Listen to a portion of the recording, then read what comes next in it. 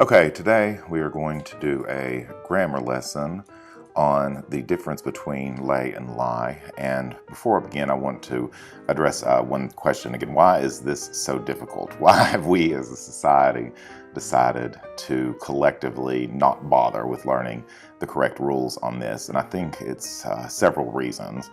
Number one, you hear it wrong constantly. So there's that problem. Number two, I don't think teachers teach it effectively. A lot of times they don't know it. I heard an English teacher once trying to explain to a math teacher the correct usage, and she was wrong. And so it didn't do a whole lot of good and kind of made me sad. Number three, it's hard. It's difficult to do, and we just kind of are lazy and don't learn it. It's unique in that we generally know we don't know the difference. I have students who come in my office and will say, when I get home, I'm going to take a nap, right? They know that they aren't going to get the right one, so they just change the word that they use. So there's that aspect as the third on why it's difficult. Is again, it comes down to sheer laziness. The other is the meanings are relatively similar. Not really, but close enough that we have a problem with that. So we're going to start by looking at the meanings, okay? Lay means to put or set down. Okay, it is a transitive verb. That's key there, because to put or set something down, we have to have something to put or set down. That's what makes something a verb transitive, is to take an object. Okay, I'm going to put the pencil down on the counter. So that would be lay, correct? Whereas lie, L-I-E, and I don't mean to tell a lie here, we mean to be or to stay at rest in a horizontal position, is intransitive, okay? So that means nothing's really taking an object. I'm going to go lie down, okay? There is no object there. It's the subject in the verb, but no object on the other side that you're doing something with, okay? And so that's one thing to keep in mind. Think of something, again, horizontal, not doing anything, as lying, okay? If you're doing something with something, it's laying, okay? Now, that would be easy enough, except we have to conjugate them, and they are irregular verbs, okay? And we know irregular verbs can cause problems. And so what I'm going to do is we're going to conjugate a regular verb and then an irregular verb we're used to, and then we'll move into lay and lie, and that's when things get a little weird, okay? First, with any verb, we're going to start with the infinitive form. That's the to form, right? Then there's the present tense, the past tense, the past participle, and that's when we add have or has, right, to the past, have, has, or had. And then I'm going to say progressive here. Some charts will call it the present participle. That's basically the ing ending. Progressive is when we use a be verb and the ing ending. Past participle is a lot of times used as an adjective with the ing form. Even gerunds use the ing form, but progressive is the term that we'll use here. But basically, we just are looking at the ing form. Okay, so let's start with a regular verb, to walk, okay? Now, we know that the present tense is walk if our subject that's committing the verb, that's doing the walking, right, is plural. Okay, that's confusing to a lot of people because they think plural means an S. Well, that's with nouns. This is a verb, okay? So Stevie, who's singular here with this example, walks into a room with some lace and paper flowers, right? Now we get to a plural. My parents walk 2 miles every day, okay? The past tense is walked. Okay, I walked past a woman being mugged and didn't try to help. The past participle with regular verbs is also just the ed form. Okay, Brian has walked in on his mother falling down drunk on boxed wine at least 1 million times.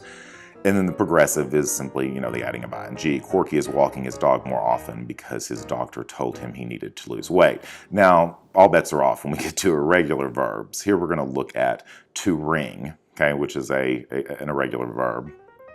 And we're going to start with the present tense, okay? Ring or rings. I'm convinced the UPS driver rings my doorbell just to get my dogs excited, and the bells at the church by my house ring too early on Sundays, okay? The past tense of ring is, of course, rang. The sleigh bells on the horse rang as he passed us, okay? The past participle is rung. Okay, so we had have, has, or had, right? My phone has rung at least 20 times today. And then finally, we know the the progressive is ringing. Jennifer swears her ears are still ringing after sitting too close to the speakers at the Sinead O'Connor concert, okay? So again, that is a regular verb, walk, and an irregular verb, ring, and how we conjugate them. So let's move on. Let's start with lay, okay? Which isn't too difficult. Most of the time we get this. It's lie when I notice students start falling apart, okay? So the present tense of lay is lay or lays, right? Travis and Matt lay sod for a living. Jonathan lays his keys down in the same place every day when he gets home from work, okay? So again, that's the present tense. The past tense is laid, okay? Aunt Ronnie can never remember where she laid her purse, okay? The past participle is laid as well, okay? So there's no difference there. Sherry had laid all the tiles down before she realized they didn't match, okay? And then finally, the progressive is laying. Mother is laying out what my father will wear to Katie's wedding tomorrow, this afternoon. Now notice, with each of those, there was an object, right? We were laying out clothes, sod. There was always an object, okay, being laid, okay? As opposed to lie, which again means to rest in a horizontal position, right, to do nothing. And so the present tense is lie or lies. The bills lie, okay, they're not doing anything, on my desk collecting dust. Notice there's no object there, okay? Kurt lies on the sofa and watches television after work. Okay, now here's where things get weird, and your mind is going to kind of reject this because you've heard it wrong so often. Believe it or not, the past tense of lie is lay, okay?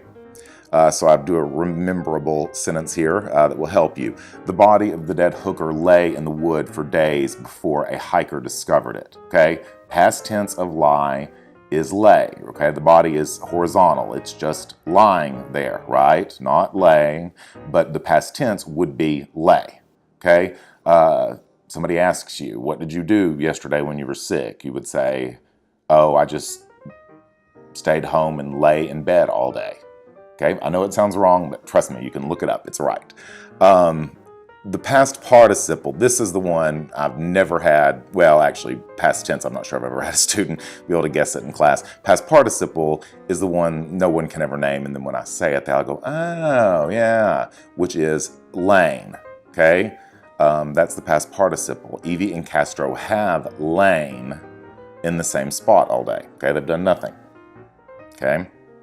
And then finally, the progressive, which isn't as difficult, is lying, okay? Josh is lying in bed and taking a disco nap before heading to the DNA lounge for a cocktail or two.